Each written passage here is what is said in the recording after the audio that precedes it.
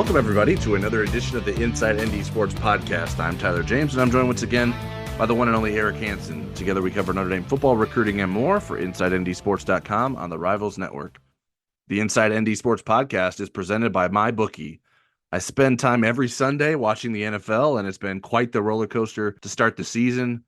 Picking winners certainly hasn't been easy, but MyBookIe is the one book that has your back. At MyBookIe, it's never been about guessing. It's about giving you the edge. So every bet you place comes with confidence and a plan.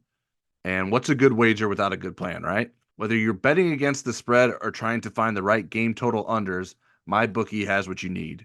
Bet anything, anytime, from anywhere with MyBookIe, the sports book that gives you control and rewards you for every moment of play. Head to mybookie.ag and may the luck of the Irish be with you. Notre Dame's getting to rest up during an important bye week following a 31-24 victory over Louisville. But there's no rest for this podcast, so we reached out to a Notre Dame legend to spend some time with us this week. Former Notre Dame quarterback Joe Theismann will be honored by the Knute Rockne Memorial Society on October 11th with the Knute Rockne Spirit of Sports Living Legend Award. And he's on today's podcast. So, Joe, thanks for joining us. Thank you for having me. I appreciate it. Joe, just to start, let's get your baseline of what you've thought of this Notre Dame football team this season. I'm excited about it. Obviously, we're all sort of shocked by what happened against Northern Illinois. Especially after how well I thought they played against Texas A&M down there. I think the expectations were very high, and you get those games. And there's no other way to describe it. Sometimes just things don't work out. It's a play here, a play there that makes a difference in the outcome. And that was one we knew. As that game went on, it looked like it was be more like a fist fight. And who was going to be able to throw a punch that made the difference, and Northern Illinois did. And so congratulations to them, but we don't expect that to happen anymore. That's a one and done in my mind. Joe, I know that there's been times I remember that you've actually had conversations with the current Notre Dame quarterback, and I wondered if you've met Riley Leonard. Have you guys had a chance to chat at all? I have not had a chance to see Riley. I plan on trying to catch up with him when I come out for the Knute Rockne Award, which, by the way, is such an incredible honor. Anything that has the name Knute Rockne attached to it has historic significance, and certainly being honored in this way at the university that I love so much is an absolute thrill. I think it's an amazing event. That's October 11th at the Embassy Suites. So that's the night before the Stanford game, and we're going to get into that. I want to drill down on that a little bit later in the podcast.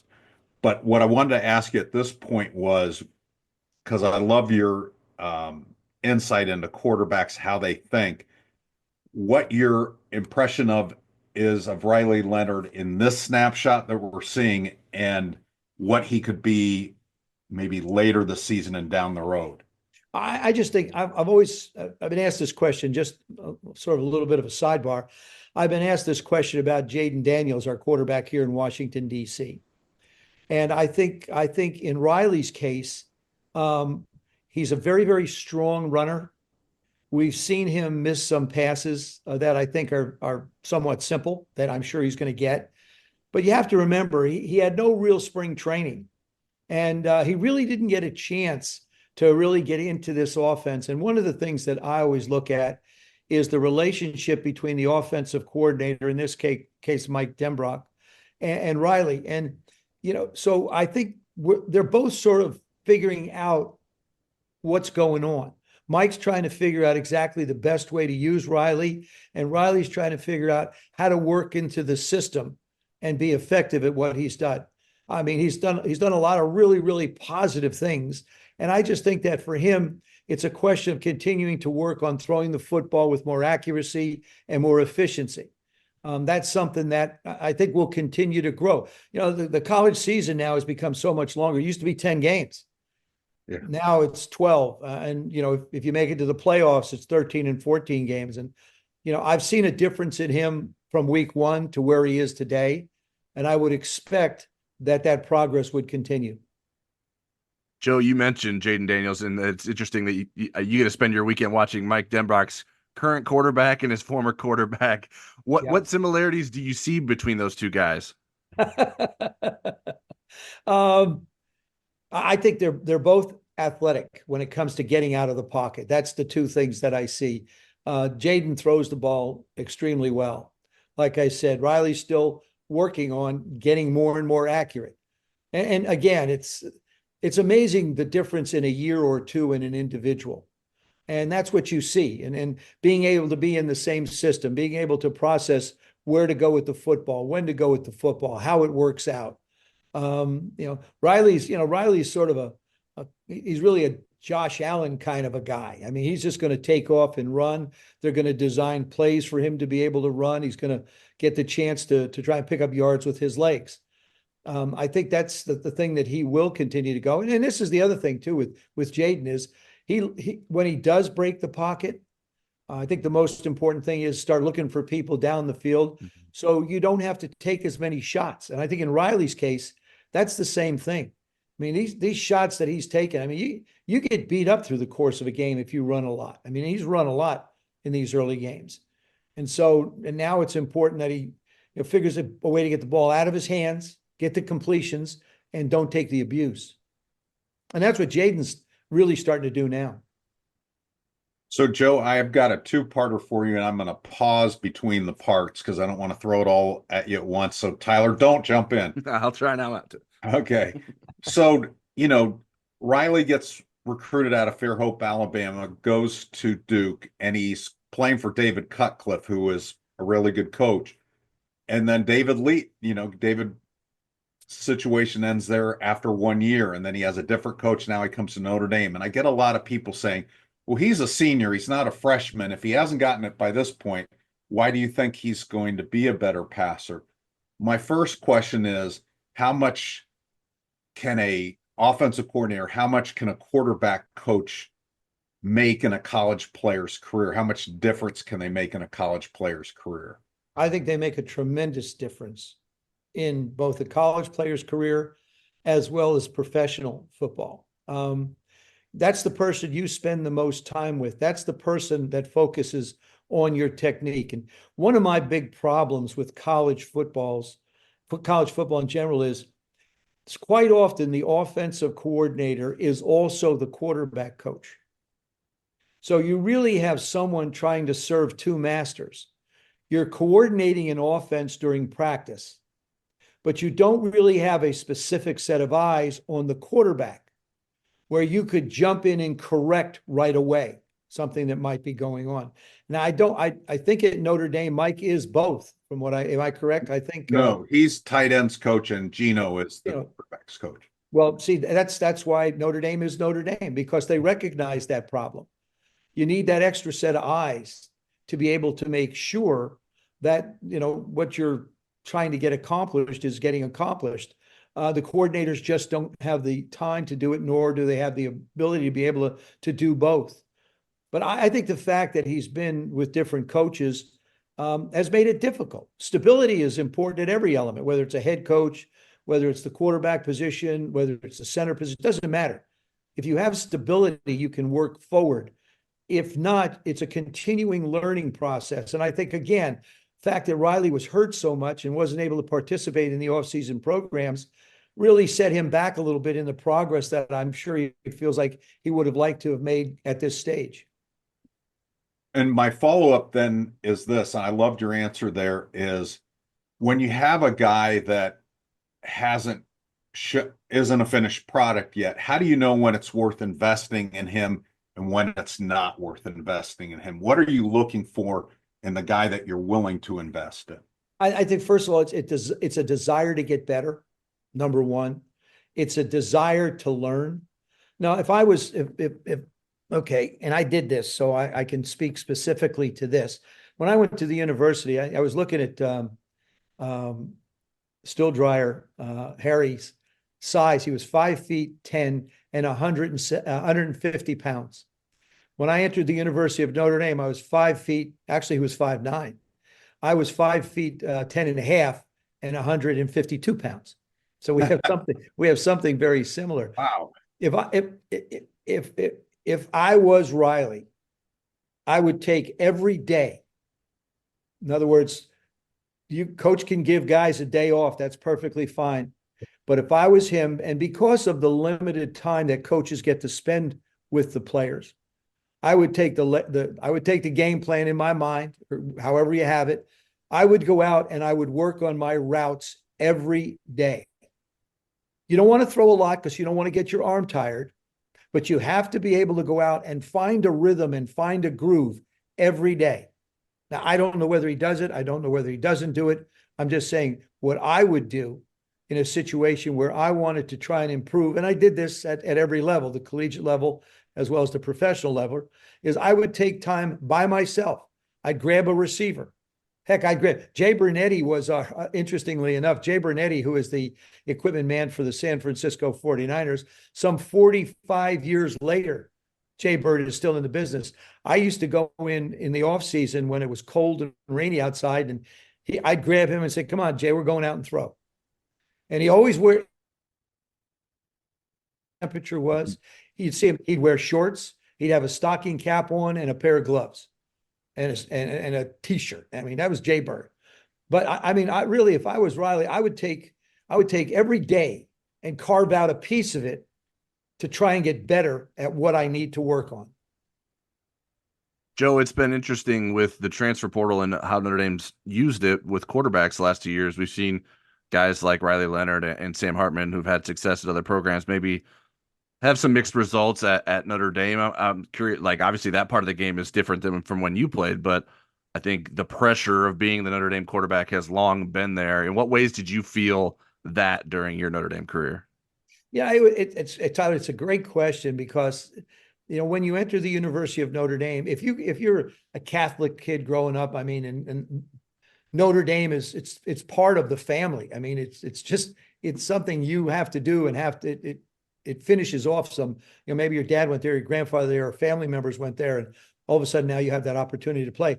I was a Methodist kid. As a matter of fact, the 1970 Cotton Bowl we played in, there were more Catholics on the University of Notre Dame, Texas's football team. There were more Catholics on Texas's football team than there were on the University of Notre Dame's in that game. But I really feel like, I didn't really know that much about Notre Dame. So there wasn't that pressure. I love the university. The whole recruiting process was unbelievable for me. Dan Harshman and Rocky Blyer were my chaperones when I was there. Notre Dame recruited quarterbacks basically and made them something else. I mean, when I went to school, I was one of 13 quarterbacks they recruited. Right.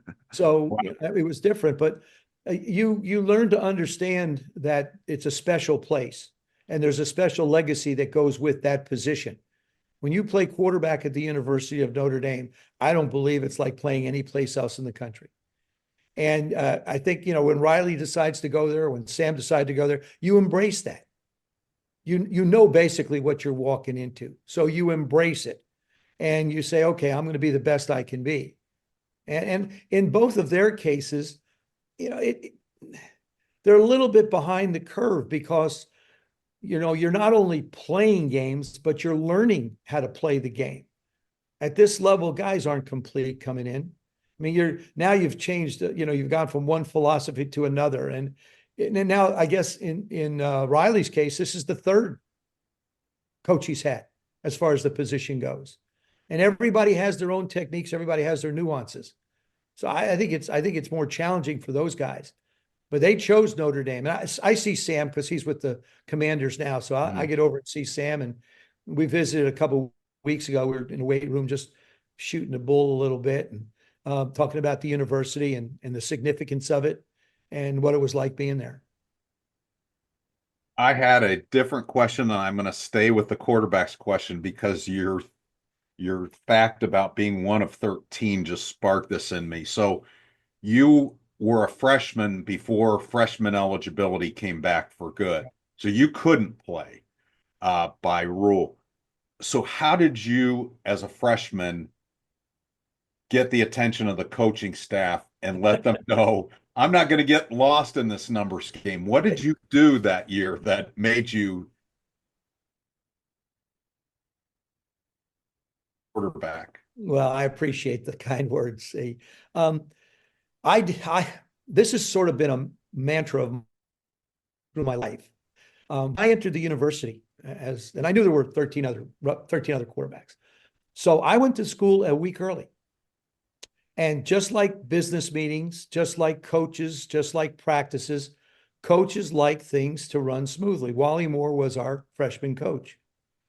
And so what I did is I decided to attend a university. I decided to go a week early before everybody else reported. And I started to learn the offense. I started to learn the cadence. I started to learn where to stand in the huddle.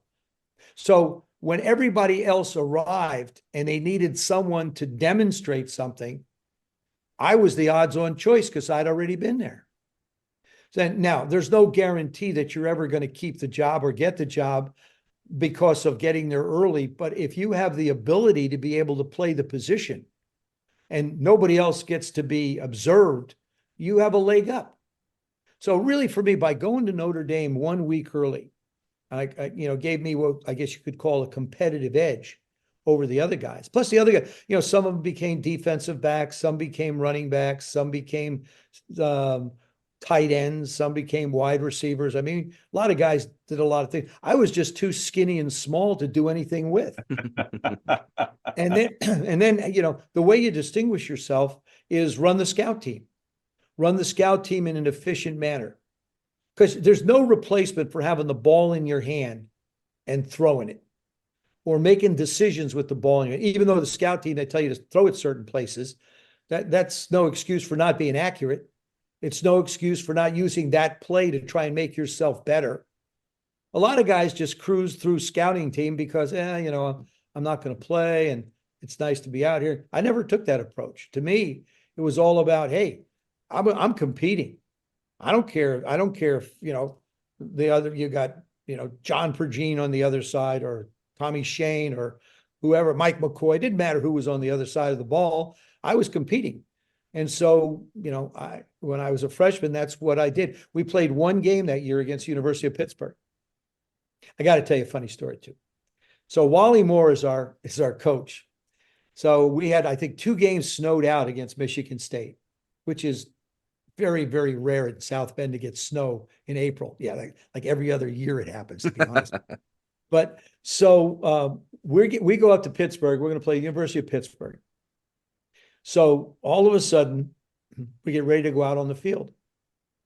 And Coach Moore gets up in front of the team. And he's going to give this resounding, like a Rockne kind of speech. You guys, you can go get him. You're in Notre Dame uniforms. And all of a sudden, he loses his voice. And his mouth is moving and nothing's coming out. And we're all sitting there sort of looking at one another, and some guy yelled, "Yeah, let's go get him." And so we all ran out of the locker room. God bless Wally. He'd get so excited. He'd lost his voice. And I almost got him killed too. I used to punt. I used to punt when I was in high school. I thought I kicked the ball pretty well. So Wally goes to Era during a practice and he said, "Hey, this Theismann kid, Theismann at that time," he said, "the kid's really a good punter." He said, "All right, well, during the switch, we'll let him punt." So I'm now going to be auditioning as the punter. I think the first one went 21 yards. The second one went 26 yards. So Era walks up to Wally and he says, "Wally, look, do me a favor. If you have any more suggestions, just keep them to yourself."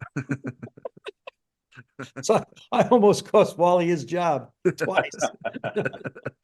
That's great.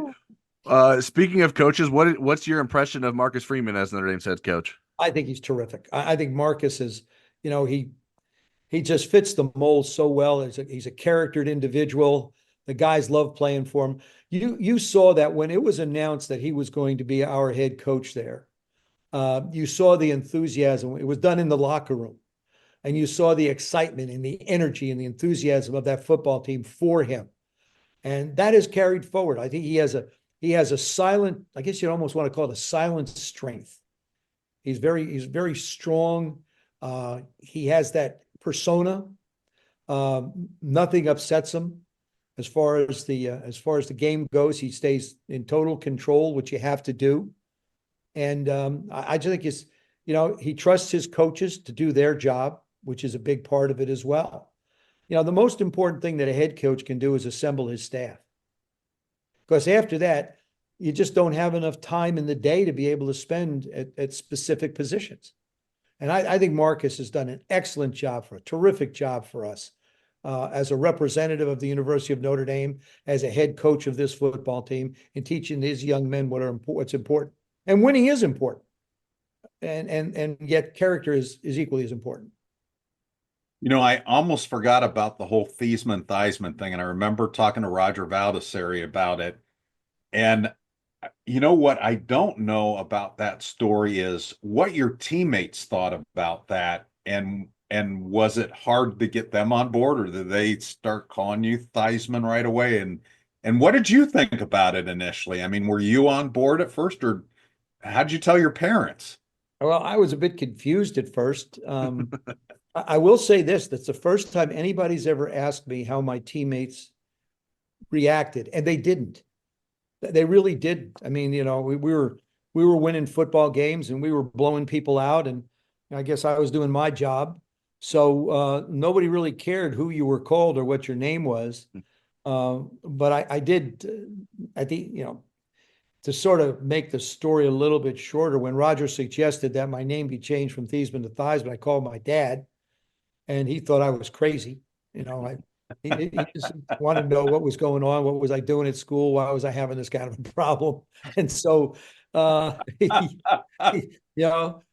told him, hey, I'll call you back and explain it later. So I told Roger my name was Theismann. He said, no, it's not. It's Theismann. And ultimately I became Joe Theismann. And then the stickers came out, the pins came out, the Theismann for Heisman slogans came, all these. It was really the first time anybody had ever promoted, I think, the Heisman Trophy or a candidate for it, because no one had ever really done it before. Roger was just that way.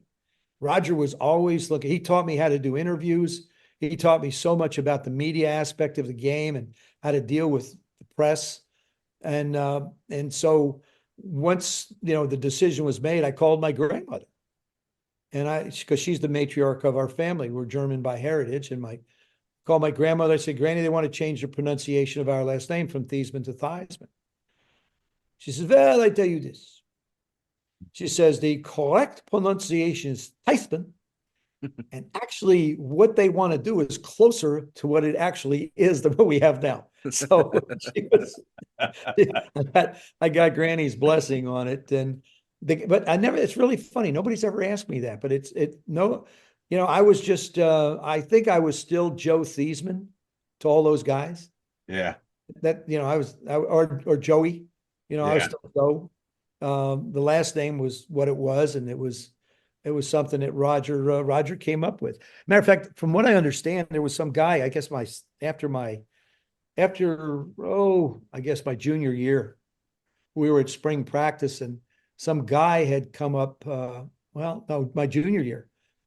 Some guy had come up and mentioned to Roger in his ear. He says, hey, so I think a writer from the Chicago Tribune a long time ago said, hey, ha, ha, ha, is that Theismann like in Heisman out there? And I think he put that away. It was like one of those little things he put in his little brain bank. Mm-hmm. And when the time was right, he decided to launch it after we'd had quite a bit of success our junior year. Joe, there's been plenty of changes in college football, whether it's NIL, the transfer portal, conference realignments, the expansion of the playoff. What do you like or dislike about where the sport of college football is headed? There is no sport of college football anymore. It's professional football. College football doesn't exist anymore. All these guys are being paid. You see what's going, for example, what happened at UNLV. Now, what's happened is the NILs were created without any foresight by the governing body that carries 4 initials to figure out exactly what it was going to look like going forward. Now you have total mayhem. You have no control over a system where for so long they tried to keep the alumni out. And then they allowed the alumni in. Now the universities are paying, and now the University of Tennessee, as an example, is going to raise their ticket prices so that they can afford to go buy athletes. Yeah. when we look at the universities today, there used to be a term that was applicable to the student. It was a student athlete. Today, they're just athletes.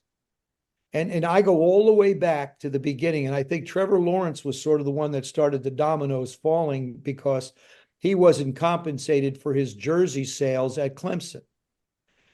My answer to that would have been form a trust, give them the same percentage that we get as professionals. When the person leaves school, whether it's a young woman or a young man, that money's yours. Do what you want with it. Now you're being compensated. The university is sharing with you, and you go forward. Now it's truly the wild, wild west. I think that this is, I don't know how you're going to put this back in the box. The genie is out, and it is an absolute mess. They do have a chance to do something with the portal. I think they can limit. I think there's 2 times a year they can declare for a portal. I think they should cut that back to 1. And I would argue with anybody when they say athletes are not being compensated.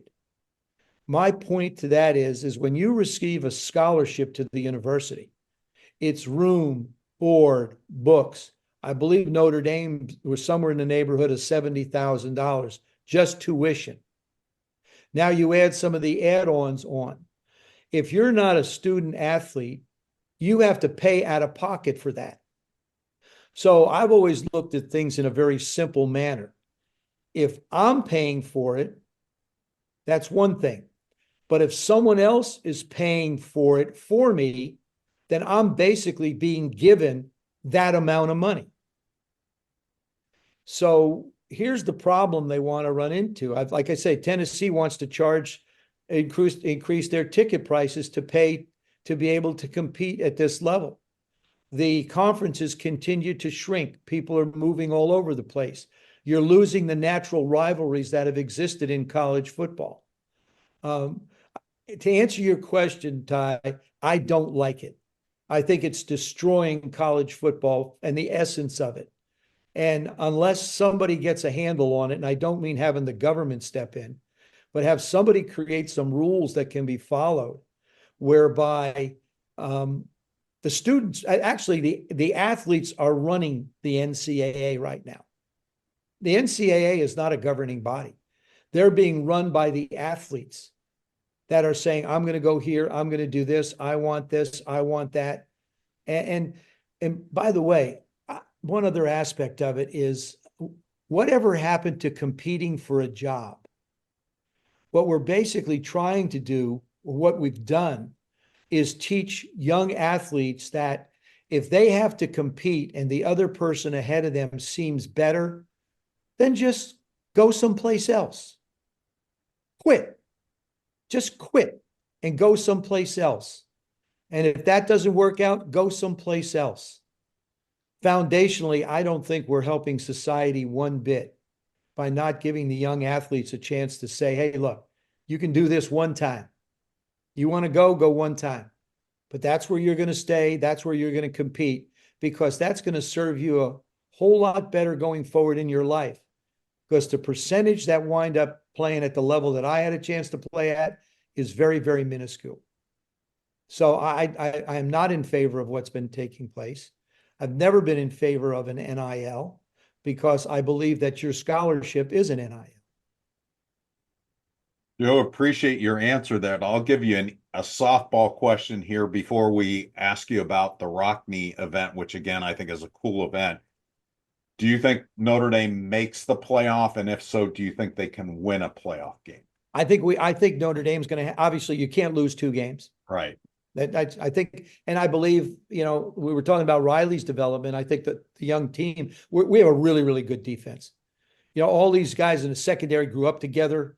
They're playing together. Guys up front, we've always been good up front at the linebacker position. Offensively, our line, you got new guys that are learning, get some new filled in positions. Our running back is solid. The wide receivers, are really solid. So, we'll get our quarterback feeling more and more comfortable as they go forward.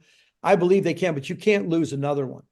You can't let another one sneak by. That's why if we had any way, shape, or form to beat Northern Illinois, if there was any way to beat Northern Illinois, we'd still be undefeated, and it would be something in the rearview mirror that wouldn't be a blemish. It would just be a reflection of what's happened in the past. So I don't think we have the luxury of losing another football game.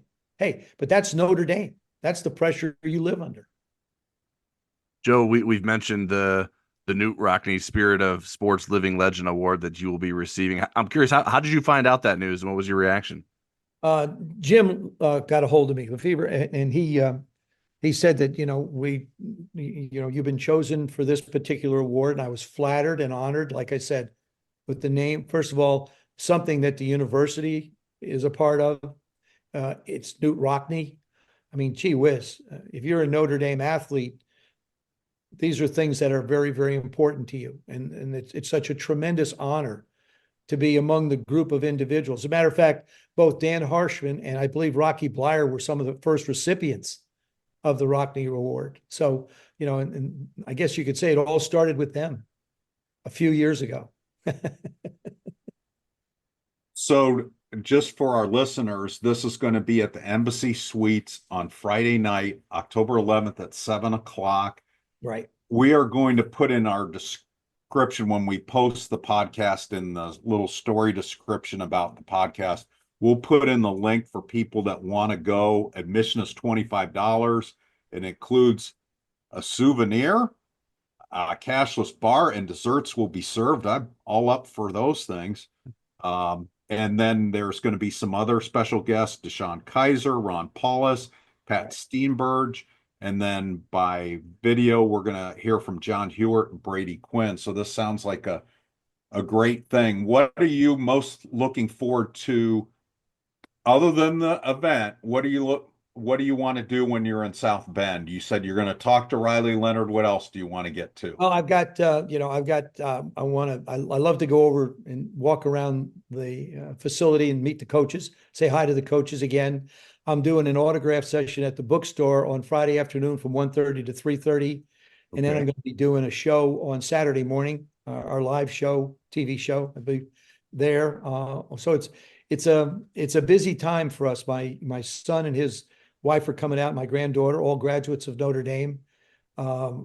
Sharon's mom and dad, George and Shirley, will be there. My wife, Robin, will be with me. And so it's a chance to get on campus again. It's been a little while. I usually try and go about 2-3 times a year. This is the first time I'll be back this year. And I just, to me, it's all about South Bend weather. Just let it be decent. Okay. I don't even pray for good weather. I just ask for it. I'll tell you what, I did look at the long-term forecast, and right now again, you know how things could change. High of 71, low of 50, no rain on that Saturday. So right now, hey, fingers are crossed. And the souvenir I heard was going to be a bobblehead of me. No, I'm just kidding. Oh, wow. I'm just kidding. Well, Joe, no, we appreciate your knowledge so much. If you weren't so busy, we'd put you to work and have you write a story for us. But thank you. we do appreciate it. Tyler, do you have anything else? No, that's it. I appreciate you taking time to talk to us, Joe, and enjoy your return to campus, not this coming weekend, but the weekend after. Yeah, the one thing, thank you so much. The one thing I notice every year is how many more buildings and facilities are available to our students, and the ability to be able to broaden their education, to be able to influence society, to become pillars in society. And the one thing I found out about the University of Notre Dame, didn't know it when I went there, but when I graduated, is no matter where you are in the world, you always have a bed to sleep in, because there's always somebody that graduated from the University of Notre Dame that's there with open arms to welcome you. That's awesome. Well, Joe, thanks again for taking the time to join us, and looking forward to seeing you when you're in town in about a week and a half. All righty. Thanks, guys. Do you have your eyes on attending a Notre Dame home or road game this month? The Autograph app can get you access to stress-free, no-fee tickets to multiple Irish games in October. Download the app with referral code INDS and find what you're looking for. That's promo code INDS find your way to stress-free, no-fee tickets to Notre Dame football games. Before we get to our question segment, I wanted to remind our listeners of our long-standing subscription promo for InsideNDSports.com. We're offering a 30-day free trial to our podcast listeners who want to try out a subscription to the site. That will get you access to all of our premium football analysis, our recruiting coverage, and the Insider Lounge message board, where you don't have to wait for the next podcast to ask us a question. You can take advantage of this offer by using promo code NDPOD. That's NDPOD. When you sign up for a subscription on InsideNDSports.com, you can also find a link to the deal in the podcast description or show notes. All right, now it's time for questions. You can submit questions to us on Twitter or the Insider Lounge message board before every podcast. I'm at TJamesND and Eric's at EHansenND. First one I have for us, Eric, is from at Mike Devoy1. Who would be your offensive and defensive MVPs at this point in the season? I'd go with Leonard on offense. He's made this O-line look better than they've played so far. Watts on defense might have been Botello until he got hurt. And those were Mike's opinions, not mine. I think those are good picks. I would have Riley Leonard in the conversation, and I think he may end up being that at the end of the year. But I'm going to go with Jeremiah Love on offense, and I will go with Xavier Watts on defense. Xavier has played almost every down. He doesn't rotate out very much, and I think he's played at a very high level. Yeah, Xavier's third on the team in tackles, leads into interceptions with 2 and pass breakups with 5.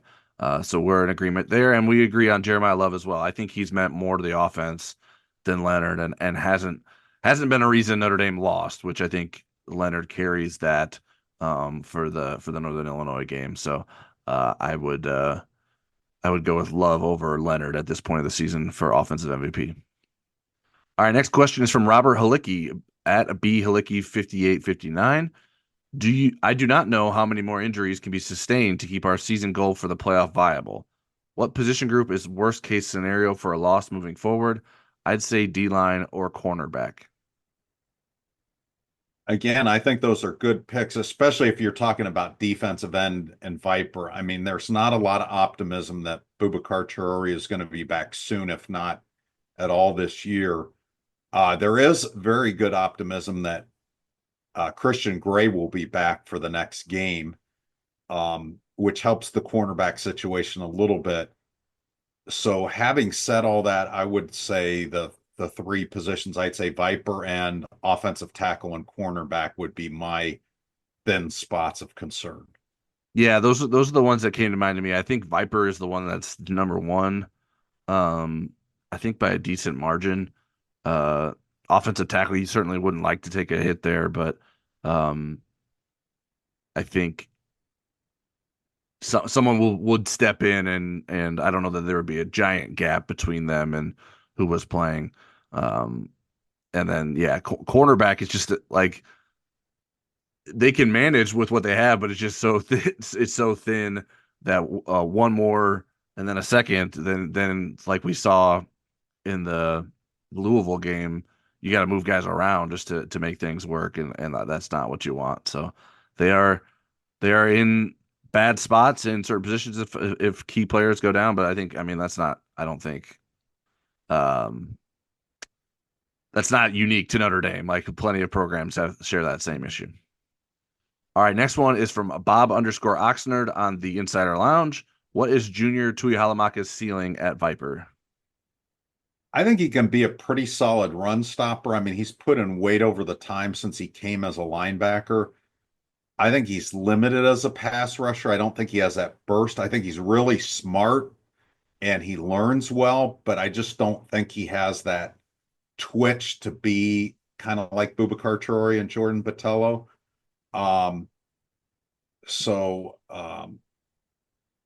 I think Notre Dame needs some situational options there, some rotational options there. In my analysis that I did on Monday, and we talked about this on Football Never Sleeps a little bit, I think Josh Burnham rotating to both sides may be part of the solution there, and there's some others. Yeah, I think Junior's ceiling is probably about what he's been doing these past couple weeks. I've actually been rather pleased with how he's performed. I think he's done a decent job. He's made some splash plays here or there. I wasn't sure that he'd make an impact in that kind of way. but I'm not sure that he's going to get significantly better as a pass rusher. Now maybe I will be proven wrong, but I think Tui Halamaka seems like he is what he is, and I don't know what sort of like. I think he feels sort of tapped out in terms of his athletic traits. I don't know where he has room to grow in that aspect. But obviously, the more experience you get, you're gonna gain some um, abilities from that and lessons that can help teach him and finer things he can do with his technique. All right, next one is from Scuba VT on the Insider Lounge. Riley Leonard most likely won't become an NFL quarterback, but he was good enough to get an NIL from Notre Dame. Many Notre Dame football players take enough classes to graduate after their junior year. If Notre Dame wants to keep the player for another year, can they offer him an NIL contract so he doesn't transfer to another school? Okay, so I'm going to leave the Riley Leonard thing out of the question and simplify this question a little bit and try to simplify it even more.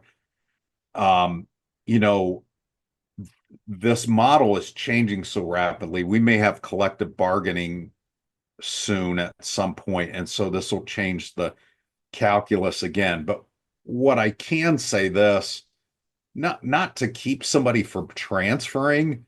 I mean, if they're transferring, I think it's because they want playing time somewhere else. It's not that they are not being paid enough. Notre Dame is really competitive in the NIL space, but I think it's a part of roster retention to be competitive in the NIL space. And the example I'll give you is it is a reason, not the reason, but a reason why you see Howard Cross, Riley Mills, Jack Kaiser, and Xavier Watts on the roster this year. I think there would have been a real temptation, especially for Mills and Watts, to go to the NFL, and probably Cross too, and go into the draft last year instead of coming back for a sixth year. So I think your concept of NIL being a help or a factor in roster retention, I think, is true. Maybe the fine points of what we're talking about are a little bit different.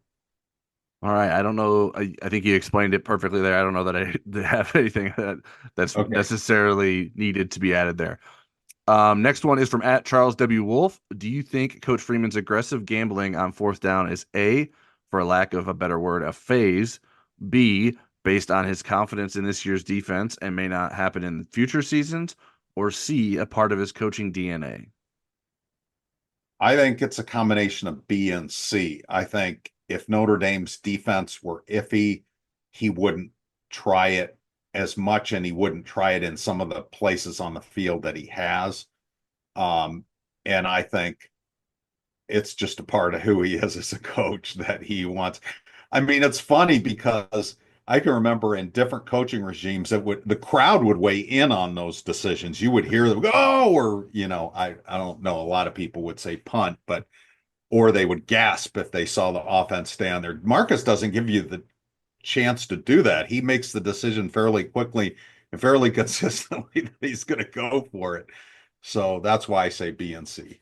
Yeah, I think it's more C because I think Freeman's always going to count on having good defenses. Like that seems like the biggest part of his DNA as a coach is like Notre Dame's gonna, or whatever school he's coaching, is gonna have a good defense because he's a defensive coach. He recruits well defensively and has obviously a good sense for what's needed on that side of the ball. So B is part of it, but I don't think it's necessarily temporary. I think that's a constant. So the part of his DNA, as much as people like to make jokes about seeing Anthony Tresh on the sideline next to Marcus Freeman, like a lot of fourth down decisions to go for are supported by analytics. Not all of them, but that has led coaches to be more aggressive in that way. It's not just it's aggressiveness, but it's also aggressiveness that can be supported by math. And so I think Marcus Freeman is comfortable with that.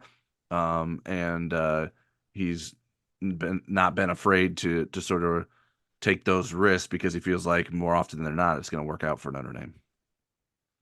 All right. Next question is from at Enforcers 2117. Part tongue-in-cheek, but do you think this offense will be better suited to run the triple option? We have the defense to rely on and a running quarterback with plenty of running backs. It's not like we have a passing game. Still take a few shots downfield / dump off to the tight ends a game. Just a thought. For the part that's tongue in cheek, who's the fullback in the triple option? That's what I want to know. For me, it's not just about who you are this year, but who you want to recruit to and what you want to be in the future too. When you look at LSU's evolution under Mike Denbrock, they were 91st in total offense the year before Brian Kelly and Mike Denbrock got there. They were 28th in his first season there. They were first in his final and second season there. And so again, I think there's both a short-term what can you be this year and build your offense around that, and then there's the long term of what do you want to be in the future. And I think you see the quarterbacks and the wide receivers and the skill people that Notre Dame is trying to recruit or are recruiting. And I think we are going definitely away from the triple option or even an offense that's going to get a lot of criticism.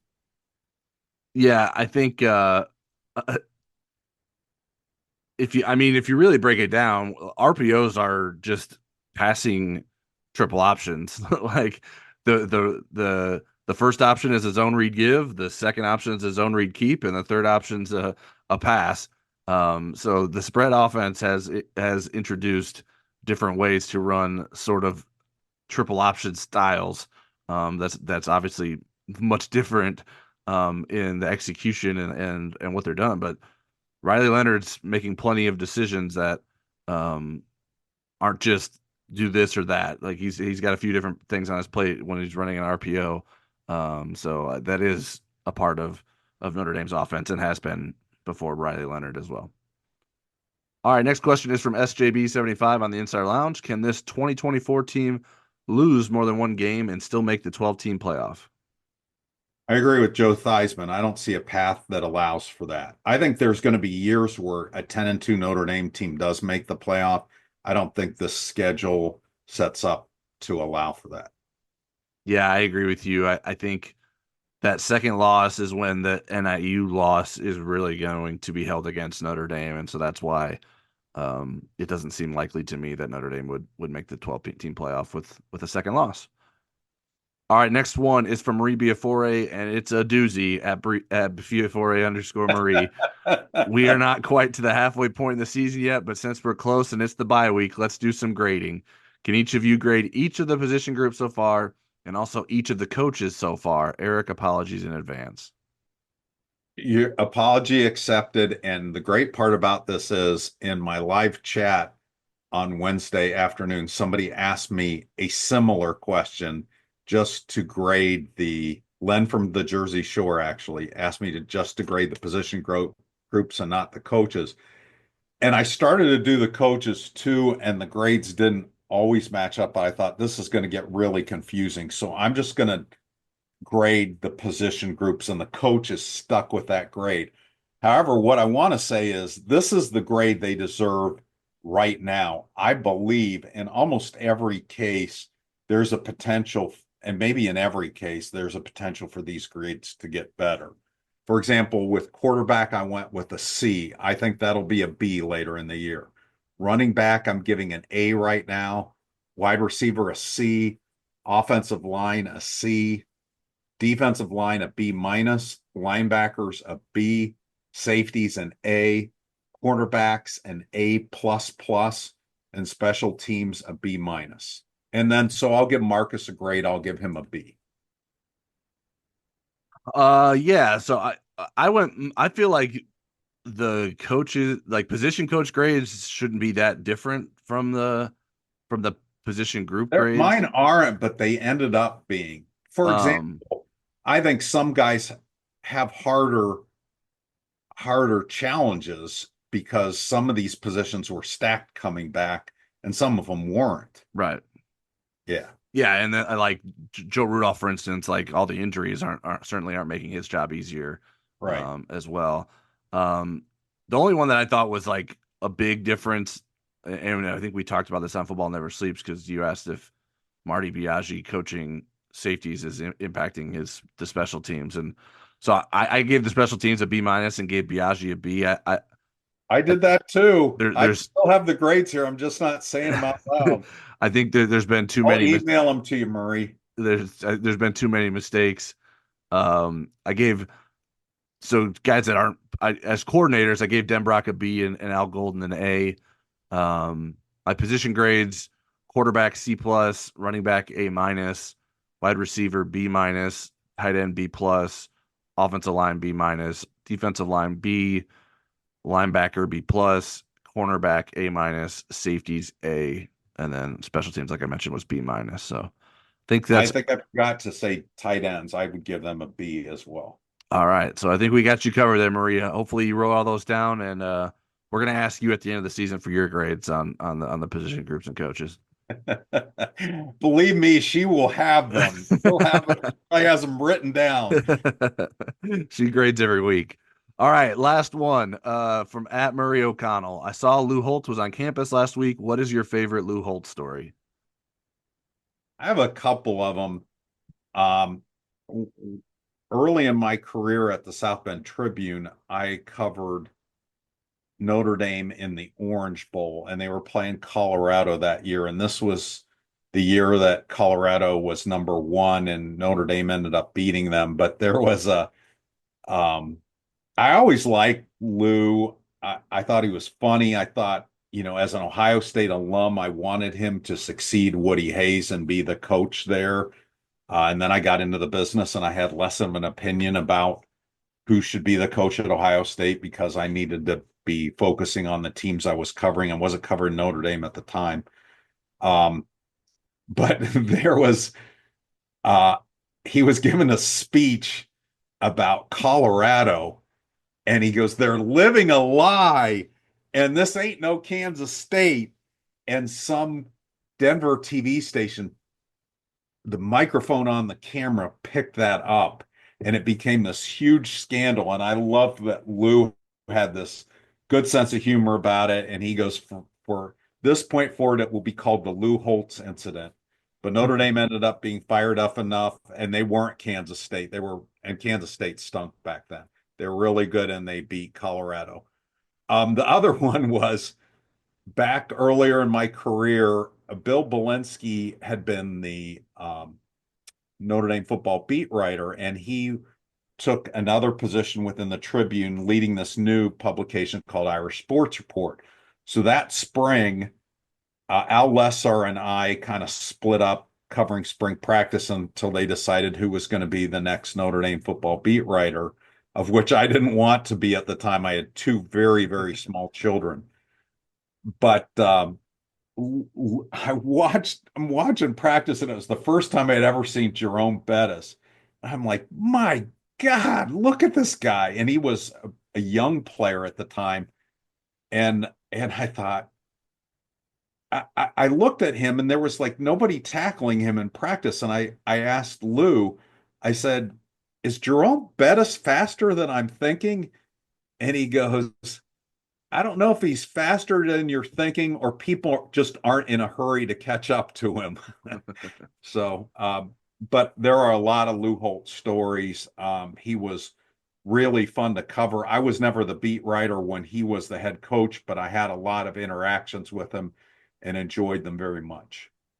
Yeah, and I don't have any Lou Holtz interactions, so none of my stories are personal to me. But obviously, the Save Jimmy Johnson for me, the 1988 Miami pregame speech, like that's a pretty legendary story. I really like the one that Aaron Taylor's been retelling recently about a practice in which Aaron Taylor got beat badly by a scout defensive lineman, and so Lou Holtz took him out for the next play and told the team to run it again without Aaron Taylor in there, but no one lining up in Aaron Taylor's spot at guard. And so then the same result happened, and Lou Holtz goes up to Aaron Taylor and says, see, Aaron Taylor, it doesn't matter whether you're in there or not. No difference.